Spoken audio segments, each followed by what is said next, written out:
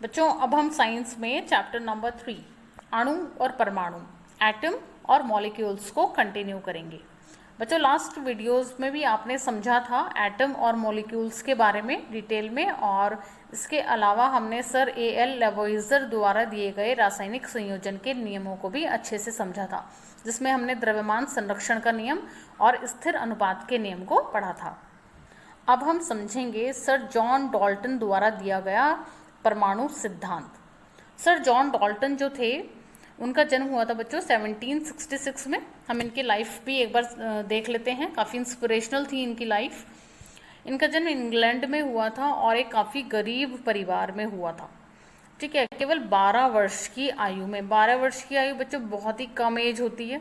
मुझे लगता है शायद 8th क्लास के बच्चे की उम्र जो है वो 12 वर्ष होती है, और 9th में बहुत ही कम बच्चे होते हैं जो कि 12 साल के होते हैं।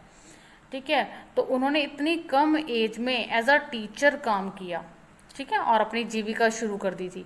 7 साल के बाद एक स्कूल में प्रिंसिपल बन गए थे, इतने इंटेलिजेंट थे। और सन 1793 में सर जॉन डाल्टन एक कॉलेज में गणित और भौतिकी और रसायन शास्त्र पढ़ाने के लिए मैनचेस्टर चले गए। वहाँ पर उन्होंने अपने जीवन का जो मोस्ट ऑफ द टाइम था वो एजुकेशन लेने और एक्सपेरिमेंट्स में व्यतीत किया।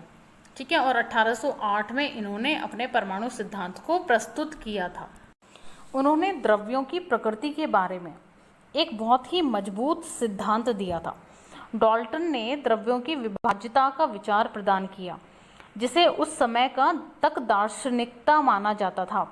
ग्रीक दार्शनिकों के द्वारा जो एक अविभाज्य कण था उन्होंने भी उसे परमाणु नाम दिया था, और सर जॉन डाल्टन ने भी उस कण को परमाणु नाम ही दिया।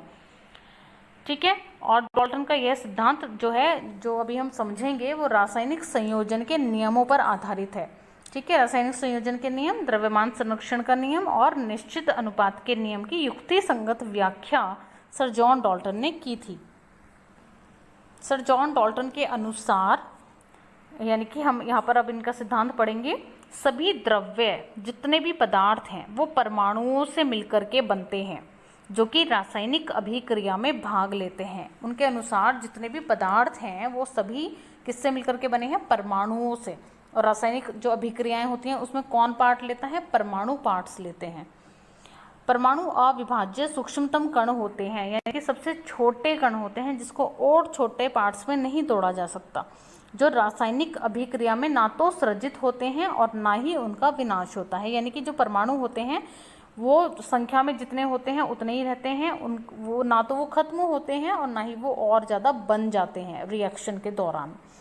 दिए गए तत्व के सभी परमाणुओं का जो द्रव्यमान होता है और रासायनिक गुणधर्म वो समान होता है। मतलब अगर हमारे पास एक तत्व है तो उसके अंदर जितने भी परमाणु हैं उन सारे ही परमाणुओं का द्रव्यमान सेम रहेगा। ऐसा नहीं होता कि किसी परमाणु का द्रव्यमान कम है और किसी परमाणु का ज़्यादा है, यानी कि सबका जो द्रव्यमान है वो सेम होता है, और उनके रासायनिक गुण धर्म यानी कि जो केमिकली होते हैं उनकी प्रॉपर्टीज़ वो भी सेम रहती हैं। भिन्न भिन्न तत्वों के परमाणुओं के द्रव्यमान एवं रासायनिक गुण भिन्न भिन्न होते हैं। इस बात से क्या मतलब है? मान लीजिए हमारे पास आयरन है, यानी कि लोहा, और एल्यूमिनियम है, तो इनके जो परमाणु होंगे, यानी कि आयरन के परमाणु और एल्यूमिनियम के परमाणु बिल्कुल भिन्न भिन्न होंगे। इसके सारे परमाणु एक जैसे होंगे, द्रव्यमान सेम होंगे, रासायनिक प्रॉपर्टीज एक जैसी होंगी। एल्यूमिनियम के सारे परमाणु एक जैसे होंगे, द्रव्यमान, रासायनिक प्रॉपर्टीज सब सेम होंगी। लेकिन आयरन के जो परमाणु हैं उनके द्रव्यमान एल्यूमिनियम के परमाणुओं के द्रव्यमान से अलग होंगे, और आयरन के परमाणु जो होंगे उनके जो केमिकल प्रॉपर्टीज़ होंगी वो भी एल्यूमिनियम के परमाणुओं के केमिकल प्रॉपर्टीज़ से अलग अलग होंगी। नेक्स्ट पॉइंट था इनका कि भिन्न भिन्न तत्वों के जो परमाणु होते हैं वो बहुत छोटी छोटी संख्या के अनुपात में ही संयोग करके यौगिक बनाते हैं। परमाणु कितने बड़े होते हैं, यानी कि परमाणुओं का साइज।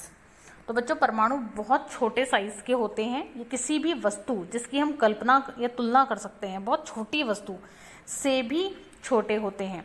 परमाणु जो होते हैं, लाखों परमाणुओं को जब एक के ऊपर एक चट्टे के रूप में रखा जाता है तो बहुत ही मुश्किल से कागज़ की एक शीट जितनी मोटी परत प्राप्त होती है। यानी कि इससे हम अंदाज़ा लगा सकते हैं कि परमाणु कितना छोटा साइज का होता है।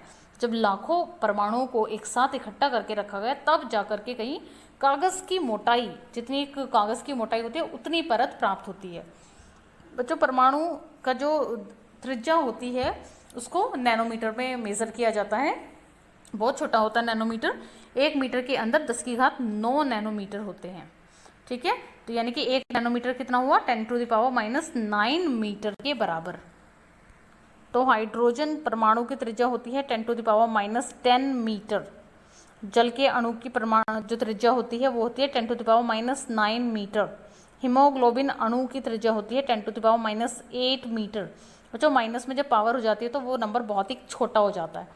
रेत के कण की जो त्रिज्या होती है वो होती है 10⁻⁴ मीटर। चींटी की त्रिज्या होती है 10⁻³ मीटर और सेब की त्रिज्या होती है 10⁻⁻1 मीटर। तो परमाणु जो कि सूक्ष्म कण है जिसको हम नगण्य मान सकते हैं। ठीक है, तो हम इसके बारे में क्यों इतना विचार विमर्श करते हैं? तो बच्चों इसका कारण है कि जो ये पूरा ब्रह्मांड है वो पूरा का पूरा ब्रह्मांड ही परमाणुओं से मिलकर के बना है। एक जो उसकी ग्रास रूट है वो परमाणु है। ठीक है, इसीलिए परमाणु के बारे में इतना विचार विमर्श किया जाता है।